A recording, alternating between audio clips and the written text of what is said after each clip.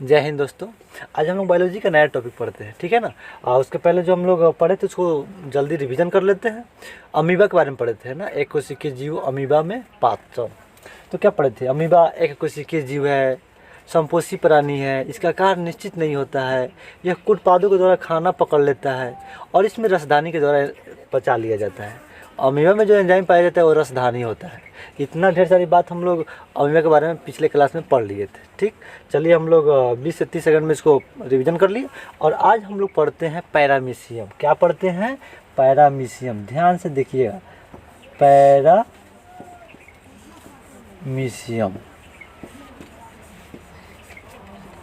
यह पैरामीशियम के बारे में हम लोग चलते हैं पढ़ने। एकदम आप ध्यान से देखिए, सुनिए, समझिए और क्लास के साथ कॉपी बनाइए। पैरामीशियम का पहले आकार देखिएगा ना तो बहुत ढेर सारा कॉन्सेप्ट क्लियर हो जाएगा। और तो इसको आकार को देखिए ध्यान से। आकार लगभग ऐसा होता है, अर्थात यह चप्पल जैसा होता है। देखिए तो लगभग चप्पल नियर दिख रहा है ना, तो ध्यान रखिएगा यह चप्पल नियर दिख रहा है। अतः इसीलिए पैरामीशियम को चपलाकृति भी कहते हैं। क्या कहते हैं? चपलाकृति भी कहते हैं। पहला कंसेप्ट क्लियर। क्यों पैरामीशियम को चपलाकृति क्यों कहते हैं? दिक्कत नहीं ना है? क्योंकि चप्पल नियर है। देखिए इसको चलने के लिए इस पर सीलिया रहता है। ध्यान रखिएगा, इसका पूरा शरीर सीलिया से ढका रहता है। क्या चीज़ से ढका रहता है? सीलिया से ढका रहता है। ध्यान से सुनिए, कहीं और जगह ध्यान मत ले जाइए। इसको क्या कहते हैं? सीलिया कहते हैं।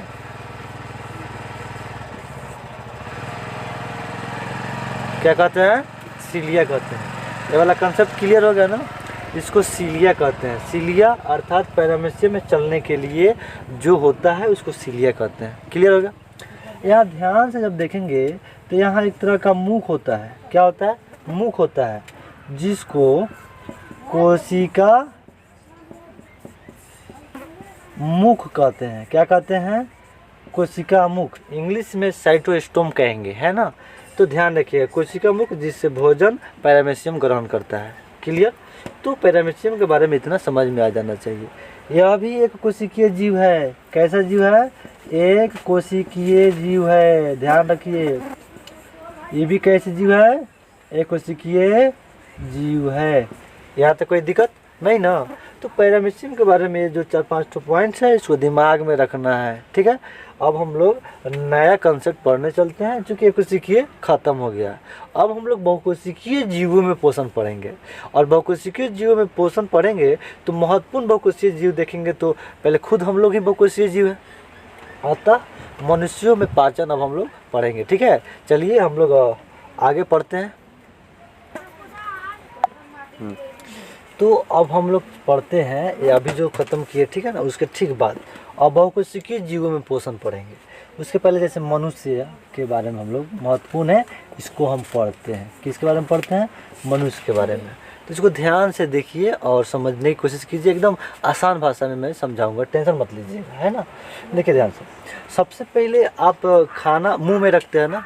कहाँ रखते हैं? मुंह में रखते हैं और मुंह में पहले चबाते हैं। अर्थात पाचन तंत्र का सबसे पहला भाग कोई होता है तो मुख। क्या होता है? मुख।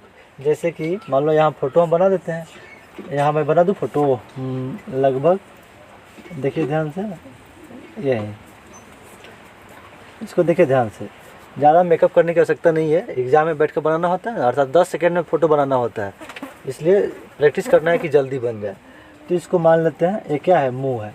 तो सबसे पहले हम लोग जो खाना मुंह में रखते हैं, चबाते हैं।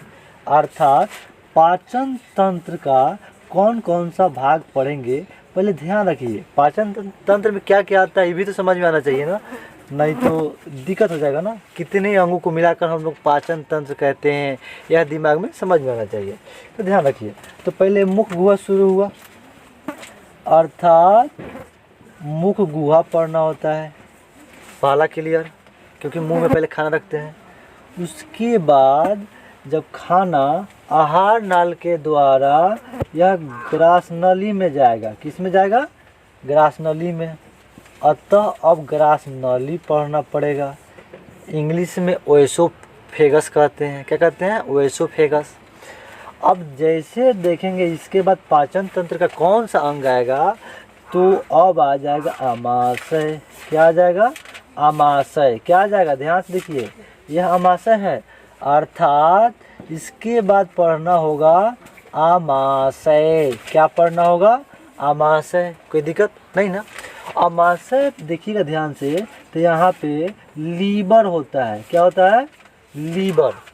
अर्थात अब लीवर भी पढ़ना पड़ेगा। अर्थात क्या पढ़ना होगा? यकृत। लीवर को हिंदी में यकृत कहते हैं। क्या कहते हैं? यकृत कहते हैं। पहले समझ लीजिए कि पाचन तंत्र में हम लोग को क्या क्या पढ़ना है। नहीं यही समझ में आएगा तो दिक्कत हो जाएगा। ठीक है, अब जैसे इस पढ़ लेंगे यकृत, क्योंकि यह पीत बनाता है। थोड़ा सा शॉर्ट फॉर्मेट समझते चलिए, इसको आगे हम बढ़िया से डिटेल समझाएंगे। ठीक है ना? तो यकृत क्या बनाता है? पीत बनाता है। तो पीत भी चाहिए, क्योंकि पीत मिलेगा तभी आमाशय से जो खाना इसके बाद जाएगा छोटी आंत में। कहाँ जाएगा? छोटी आंत में। ध्यान रखिए, इसको समझने की कोशिश कीजिए। यह छोटी आंत में बना रहा हूँ। क्या बना रहा हूँ? छोटी आंत में बना रहा हूँ। इसको समझने की कोशिश कीजिए। ठीक है, और यह छोटी आंत हो गया। छोटी आंत हो गया, अर्थात अब हमको छोटी आंत पढ़ना होगा। क्या पढ़ना होगा? छोटी आंत पढ़ना होगा। क्लियर? छोटी आंत समझ में आ गया। अब खाना जो पच जाएगा यहाँ से अवशोषित कर लिया जाएगा, खून में भेज दिया जाएगा। लेकिन जो खाना नहीं पचेगा वह बड़ी आंत में चला जाएगा। बड़ी आंत कहाँ होता है? तो देखिए ध्यान से, बड़ी आंत यही छोटी आंत के कनेक्शन से रहता है। ध्यान रखिए, यही बड़ी आंत है इसके ऊपर। ठीक है, ध्यान रखिएगा, यह बड़ी आंत हो गया। अर्थात अब पढ़ना होगा बड़ी आंत। क्या पढ़ना होगा? बड़ी आंत। अब यहाँ बड़ी आंत में जो भी अपचा भोजन होगा वो आएगा और शरीर से बाहर टॉयलेट के द्वारा निकाल दिया जाएगा। तो ध्यान रखिएगा, इतना ढेर सारे अंग मिल के पाचन तंत्र का निर्माण करते हैं। बात समझ में आ गया कि पाचन तंत्र जो टॉपिक है इसमें हम लोग को क्या पढ़ना है? दिक्कत नहीं ना?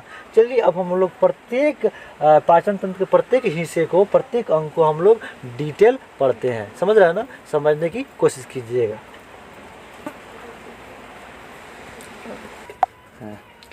तो हम लोग अब जीव के बारे में पढ़ते हैं। कैसे जीव? क्योंकि यहाँ देखें ध्यान से कि मनुष्य के पाचन तंत्र के बारे में पढ़ेंगे तो लिस्ट बताए थे थोड़े समय के पहले कि पहले क्या रहता? मुख गुहा। अर्थात खाना जब हम लोग लेते हैं तो मुंह में रखते हैं और उसमें क्या करते हैं? चबाते हैं। तो चबाने में सबसे पहले हम देख लेते हैं किसको पढ़ाते हैं। बहुत मुंह में कुछ आता है, दांत आता है, ओठ आता है, जीभ आता है ना? तो सबसे पहले हम जीभ पढ़ा देते हैं। ध्यान से देखिए, क्या पढ़ा देते हैं? जीभ। और जैसे जीभ खत्म हो जाएगा उसके बाद दांत पढ़ा देंगे। इस तरह डिटेल हम लोग पढ़ेंगे, घबराइए तन को नहीं। देखिए जीभ का लगभग आकृति ऐसा ही होता है। ध्यान से सुनिए, जीभ को इंग्लिश में टोंग्यू कहते हैं। क्या कहते हैं? टोंग्यू। ध्यान से सुनिएगा। अब देखिए जीभ हो गया। जीभ का हम लोग जो भी खाना खाते हैं, खट्टा मीठा कड़वा तीखा, तो सब ये जीभ बता देता है।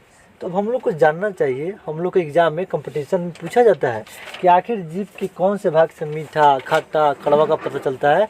तो इसको देखिए ध्यान से, यह वाला जीभ का शेप हो गया। और जीभ के बारे में इतना तो कंसेप्ट आपको पता होगा कि जीभ के अगला भाग स्वतंत्र होता है और पिछला भाग जुड़ा होता है। समझ रहे हैं ना? यानी कि बांधा हुआ टाइप का रहता है। तो ध्यान रखिएगा, मान लीजिए कि अगर पीछे जीभ नहीं बना हुआ रहता तब तो जीभ बाहर निकाल के आप देख सकते थे, है ना?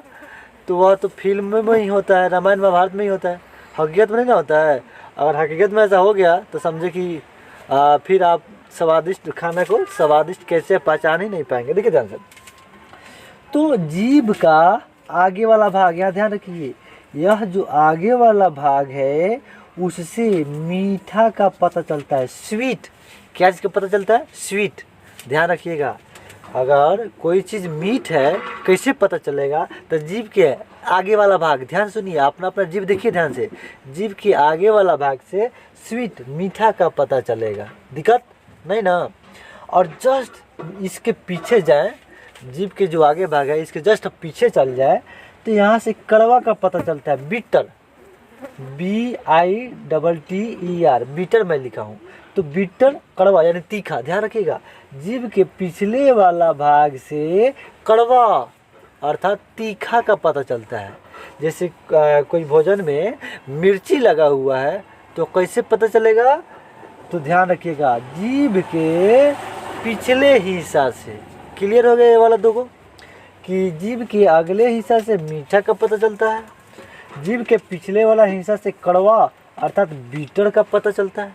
कोई दिक्कत नहीं ना? अब देखिए, जीभ का ये साइड वाला हिस्सा ले लीजिए, ये वाला साइड हिस्सा हम ले रहे हैं, पूरा नहीं लिए हैं, अभी थोड़ा बाकी है, ये वाला पूरा ले लेंगे।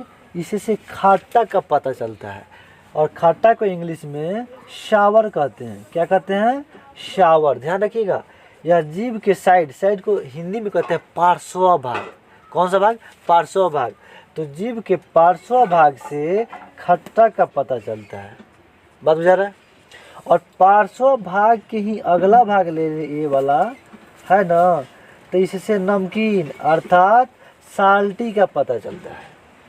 एक हिस्सा को आप बढ़िया से समझ जाइएगा तो इधर वाला भी समझने में दिक्कत नहीं होगा। ध्यान से देखिए, फिर मैं बोलता हूँ, जीभ के अगला पार्श्व भाग से साल्टी का पता चलता है, नमकीन। और जीभ के ठीक पिछला, जिससे कड़वा का पता चलता है, और जीभ के अगला भाग से मीठा का पता चलता है। जीभ के पिछला पार्श्व भाग से सावर, खट्टा का पता चलता है। कोई दिक्कत नहीं ना? अब इधर क्या होगा? वही होगा। जब इससे खट्टा का पता चल रहा है तो इससे भी क्या चीज़ का पता चलेगा? ये भी खट्टा।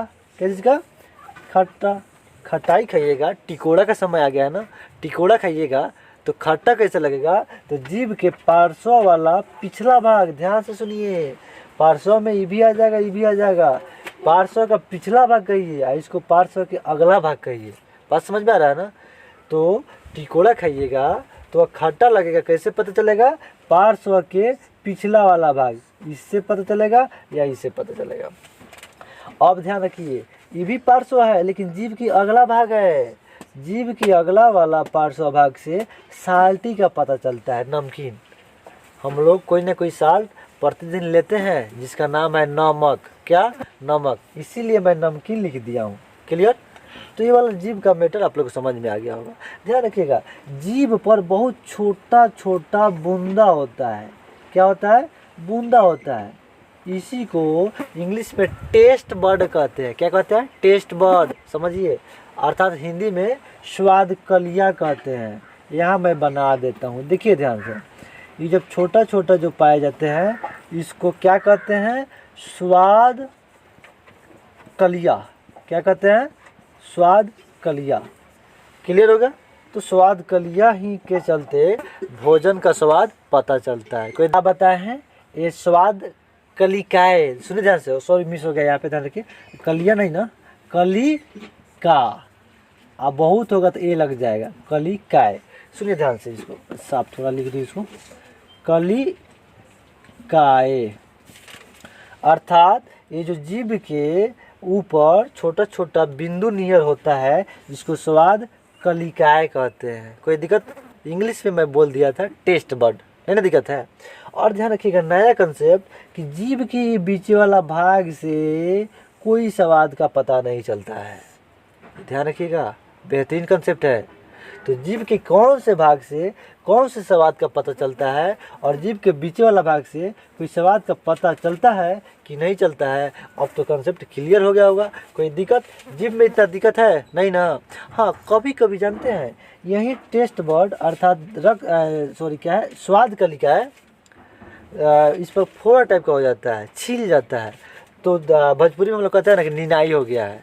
और निनाई जानते हैं क्या है? यही टेस्ट बर्ड अर्थात स्वाद कलिका ही टाइप का फोड़ा टाइप का हो जाता है। क्लियर? तो बात ध्यान रखिएगा, जीभ के बारे में इतना कंसेप्ट क्लियर।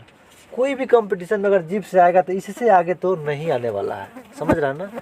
अतः इसको रिवीजन बढ़िया से कीजिए, पढ़ाई कीजिए, ठीक है। फिर हम लोग अगले कंसेप्ट के साथ अगले क्लास में मिलते हैं। जय हिंद।